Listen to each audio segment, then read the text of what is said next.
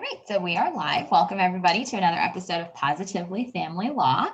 And today's topic is going to be DCF, or the Department of Children and Families in Massachusetts. So to start off right off the bat, Heather, what exactly is DCF? So DCF is basically a state-run program that is dedicated to ensuring children remain safe. And there are a lot of opinions on whether they do a good job or not, or what they could do better and what they could not do. But essentially, they're an organization that really focuses on the safety of children. So they step in if there's questions and do an investigation, if there's questions of neglect, if there's questions of abuse, either sexually or physically. And they've created a new kind of category for basically concerns. So it might be something that doesn't necessarily fall under the definition of abuse or neglect, but is still a substantial concern. So they've created that kind of category as well. Okay, and so you said that they are a state-run organization, so they're not private or anything like that. That's not someone that you can pay to have DCF get involved in your situation or something like that. They work essentially the same way that the police would work in terms of, like you said, protecting the children. Correct. Okay. So what type of jurisdiction does DCF have, given the fact that they are a state, ran organization? What type of jurisdiction do they have? So I think your question is, when can they step in? Is that what you mean by jurisdiction? Because if you're just talking about where can they practice, Massachusetts is obviously for the state of Massachusetts. So different departments with social services are going to have different offices within Massachusetts. So if you're talking jurisdiction, you'd need to go to the office closest to where the children live. But there's typically a hotline number you can call in. They connect you to the right people. So you don't have to worry so much about that. If you're talking about, how does DCF get involved in the first place? There's a couple different ways. Anyone who has any concerns. So say I'm out walking down the street and I see a parent basically beating the crap out of their kid. Well, number one, I can call the police, and then the police, once they come investigate, they can reach out to DCF and file what's called a 51A. Mm-hmm. Or I could call DCF myself and say, this is what I'm seeing. They'll probably tell me to call the police since it's an emergent situation, but it can be done either voluntarily, directly, or you can get the police involved. There are some people who are mandated reporters. That would be people such as teachers or mental health professionals, doctors. Those are all people that if they hear something that's questionable, so let's say a child comes into school and they say, my mom smacked me across the face last night. The teacher then can contact the parents and find out what's going on. But if there's any substantial concern that, this isn't something that the kids may be making up, would need to be reported to DCF. It's required for them to report it. And then what that does is open an investigation. So those are, a hospital is another mandated reporter. DCF gets involved frequently because a child will go to the hospital, or maybe mom gives birth to a child that then tests positive for drugs. That might be another way that DCF becomes involved. Okay. And so in regards to DCF and their investigations, obviously it's not every time DCF is called, they're going to come and take your children away. There are certain steps, I guess you could say, that happen from the first time they get an incident of abuse or neglect reported to obviously that extreme of when they feel that they need to take custody of the children. Can you kind of walk through what those steps are and basically, what DCF's goal is to do with each of those steps? Yeah, sure. So the first thing is basically the call needs to be screened in. So if it's coming from a police officer or a mandated reporter, it usually is going to get a little bit more clout than if it's just called in by a regular person. So just because a call is made, and unfortunately we see this quite often in family law, where one parent's pissed at the other parent and they just pick up the phone and make a report to DCF. Now, just because they're reporting something doesn't mean DCF is all of a sudden in your life. They have to find basically the concern credible, or they enter into like an investigation stage. So if they're not sure, if they screen it out, the investigation's over. So sometimes that happens where somebody will call in and they screen it out for one reason or another. If it is not screened out at that point, it goes into an initial investigation. And so usually during that time, they reach out to the child, they reach out to at least the parent who the child lives with, assuming that that is also the same person as who's being accused of some sort of wrongdoing. And they will reach out to the parent who has been accused from wrongdoing if that parent is not in the household. They might reach out to teachers, they might reach out to doctors to make sure that everything's on, being taken care of appropriately, if they're up to date with all their shots, that, they're being cared for, that they're growing correctly. And they usually will do, a view of the home that they live in just to make sure it's adequate. So that usually is what happens within approximately about a 30-day. I forget the exact time period they have to complete everything. With COVID, everything obviously, as pretty much straight through the world, everything takes a little bit longer than the well laid out plans and timeframes. But I do think they've still done a fairly good job at making sure that they're abiding by their timelines. If the parent or the caretaker is found, basically, if the abuse or neglect is substantiated, there will be a letter that goes out, and then the DCF may or may not open services. Usually they will open services, but sometimes they close the case. And those might happen in cases where, let's say, for example, we have our, we were together, we had some kids. Let's just say I'm horribly abusive to them. So you've gone to court, you've gotten a restraining order, I'm out of this kid's life. I can't see them, I can't talk with them. DCF could look at that and say, okay, she's doing what she needs to do to keep them protected. We don't necessarily need to open services at this point unless you needed them. Now, if it were something where maybe I was also abusive to you and you needed some domestic violence counseling, they might stay open to help you and the kids get into the appropriate services, because especially when you're dealing with people who have mental health, or the more state-funded health insurance, the waiting list to get into some of these programs like mental health or counseling, or if there's any neuropsych evaluations needed, if anything like that, there can be these excruciating long wait lists. So sometimes DCF will open a case, and again, sometimes parents can do this voluntarily. Sometimes DCF says, no, this is what we're doing. But oftentimes, if you need counseling, they can help you get into something a lot faster than you could do on your own. So if they're opening services, they'll usually come up with a plan that says what people need to do basically to get DCF out of their life. So it might be, in our situation, maybe I need to go to individual therapy, I have to go to some sort of batterers program. They'll basically put things down that I need to do. If there was drug or alcohol issues, maybe I have to produce screens or go to that specific counseling as well. And then when you've achieved everything on basically within your plan, that's when DCF starts stepping out.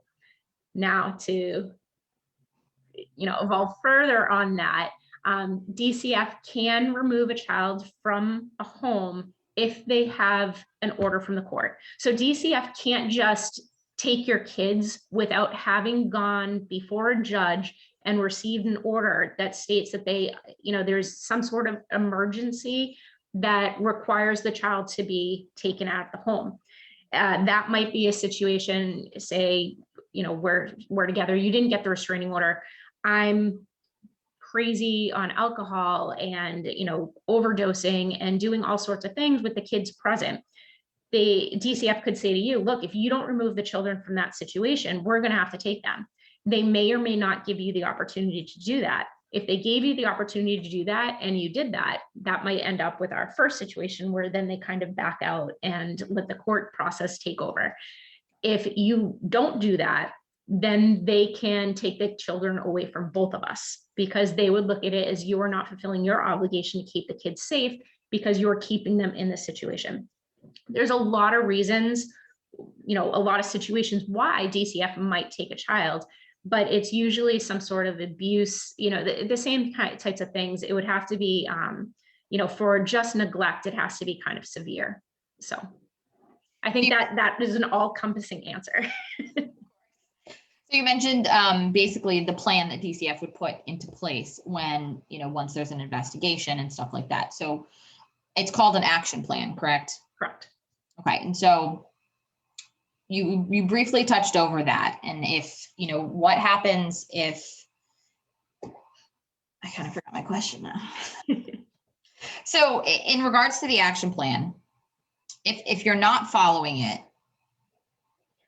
where, I'm gonna do a different question because I can't figure out how to word this. Let me guess at what your question is. Okay. If you're not following your action plan, and you're not getting the things done, can they take the kids then, or what do they do? Is that kind of where you were going? Yeah, I guess so. Let's touch on that then. I mean, I was making it up, but so basically, if you're not doing the things that DCF is telling you, it's going to depend on how severe, is it, and the reasons why. If they tell you that the kids need to get into therapy and you've put them on a wait list, and then maybe something happened, they got kicked off that wait list and now they're on a different wait list. If you're proactively moving, even if you're not being able to meet the requirements, they're going to be looking at that as to whether or not you are doing your part. Now, if you're just like, nope, don't want them to have therapy because I believe they're going to go into the therapist and they're going to tell them even more than what you already know, so there's no way in hell I'm letting them walk into that situation. Well, that might be something that if the DCF gets wind of that, plus anything else, you may be looking at a situation where your home is no longer going to be considered safe for those kids. So it doesn't mean, and this is the biggest problem, I think, sometimes with DCF, is because of the middle ground is so gray. It's not black and white. And so you have some situations where people don't necessarily want DCF, or want all the services that DCF is telling them that they need. And then it's a matter of DCF saying, well, this is what we think that you need, and if you don't do it, then we can take your kids. And it's this really kind of odd balancing point of your right to parent your children in the way that you feel that you should parent them versus the state trying to make sure that your kids are safe. And sometimes those two things conflict. So I remembered my question while you said it. So my question was basically like, what kind of things would be included in the action plan? But you did touch on that briefly in terms of, I'm sure if drugs are involved, it's probably some type of rehab or something along those lines. You mentioned therapy, whether it be for the person who's being investigated or the children itself. Anything else besides those two types of things? Is there anything else? Yeah, it could be, in situations where, let's say we're still together and DCF hasn't gotten to the point where they say that the child can't be around me, but maybe they just don't want me taking care of the child while you're working. So they might say that the child needs to be in daycare. That might be a good thing because then DCF can help get into daycare and maybe get some vouchers if you don't have the financial resources to be able to put a child into daycare. Doesn't necessarily guarantee that they'll pay for it, but if you need the help, those are the ways to do it. It could be that certain people you can't bring the children around, so you agree not to have the kids around. It could be that just that if there's ever a situation that arises again, you already have a safety plan laid out so that way, let's say I go nuts and you need to get out for the kids, you already have a safety plan. So they might say that it's okay for you guys to be together, but if the situation gets bad, this is what you need to do. And as long as you do that, there's no issues because you're showing that you do what you're supposed to do. I mean, it can be pretty much anything you can think of that could be helpful. Making sure that a child goes to school, making sure that a child has their doctor's appointments. You name it, they can pretty much put it in a plan, but you do need to sign off on that plan. Okay. And now, you mentioned that DCF can be a good tool in terms of, facilitating certain things that might take a lot longer if you're doing them on your own. Now, does that, is DCF an organization where, you can call them and ask them for that help with the resources, or does it have to be specifically like when things have to get to a certain point where you're being investigated before any of those resources can come into play? There usually has to be some sort of starting ground. So it might be that, let's say you have an ex-spouse, say we've already gone through divorce, and you find out that your ex-spouse is still abusing the kids. That might be enough to call DCF and say, look, we were involved before. I found out it's going on again. I need help to make sure that I have the things in place to be able to keep my kids safe. That might be enough to get involved. It might be a situation, let's say something's reported at a hospital and DCF investigates and they're like, well, there's not really enough here to support a 50, to support an allegation, but is this something where you'd voluntarily want services? Just because you ask for them doesn't mean that you're going to get them, but with most things in life, it doesn't hurt to ask. But then you also have to be aware that if you're putting DCF into your life, it is not the same as using just a total, there's some programs out there that their goal is to just help you get involved in different services. DCF depends on your worker, and workers change regularly. So if you're assigned to a worker who maybe they don't like you for some reason or another, they might, I think the kids just got here, so we might have to wrap this up pretty quick. But they might pinpoint on things and really be critical more so than somebody else. So if you open your door to DCF, you are opening your door to both the good and the bad. So. Okay, so we'll wrap it up there. Okay. Can you hear that? They're all excited. The most thing I think to take away from this is just because you're contacted by DCF does not mean they are coming in to take your children away. But if you do get contacted by DCF, call an attorney, talk to an attorney to understand what your rights are, understand kind of, what the situation is, how severe the situation could get, because, again, they may not be there to ruin your life, as everybody has, I think, put a label on DCF per se, but it's always important to know what your rights are. And, it is a balancing act. It is complicated, but if you do get contacted by DCF, don't always assume the worst. Call an attorney first and talk to them. You can call our office. We do handle DCF cases at our firm. So, call our office. You can speak to one of our attorneys and be able to, move forward in whatever direction your situation needs to go. And I think just to expand on that slightly, the majority of calls people get from DCF aren't to take their children. Those are usually like the Friday afternoon when you don't get a call that they're taking your children and the police just show up. But the majority of times it's going to be because they just want to talk to you about some sort of allegation that's been made. I agree with Kayla. The best thing to do is call an attorney, even if you just have a 1-hour consult to go through how you're supposed to talk with DCF, because there's a fine line, sometimes the same as the police, where you have a right to remain silent. You have a right to have representation. But sometimes when you choose those things, DCF looks at that as, oh, what are they hiding? But you also don't want to be so overly friendly that maybe you give them information that they didn't even know was there. And now you're looking at a much more complicated. I remember a situation where somebody had called our office. DCF was alleging that there was alcoholism. And they were like, we don't even use alcohol. We just do Coke every night. And it's like, okay, well, that is not what you want to tell them.